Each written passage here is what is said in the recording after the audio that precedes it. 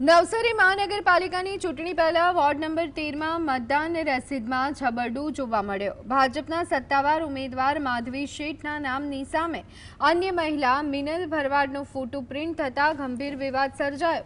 પૂર્વ સરપંચ સાજન ભરવાડે પોતાની પત્નીના ફોટાનો દુરુપયોગ કરવા બદલ ભાજપ સામે ઉગ્ર રોષ ઠાલવ્યો। આક્ષેપ કર્યો છે કે ઉમેદવારની ઓળખ ન હોવાથી જાણી જોઈ અને ભરવાડ સમાજની મહિલાના ફોટાનો સહારો લેવાય।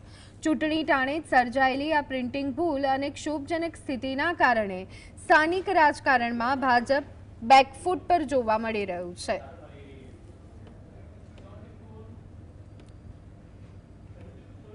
અમારા વોર્ડ નંબર 13 માં જે માધવી કૃણાલ શેઠનું નામ છે એ સ્લીપમાં એમ નામ એમનું છે પણ ફોટો મારી વાઈફનો છાપી દીધો છે। મારી વાઈફે પણ ઉમેદવારી કરેલી, ઓબીસી સીટ હતી વોર્ડ નંબર 13માં, એટલે ઉમેદવારી પણ કરેલી। પણ ઉપર જે ગાંધીનગરથી જે નામો આવેલા હતા એ નામો અહીંયા સુધી ના પહોંચતા જે બીજું નામ અહીંયા ગોઠવાઈ ગયું હોય એવું અમને લાગે છે।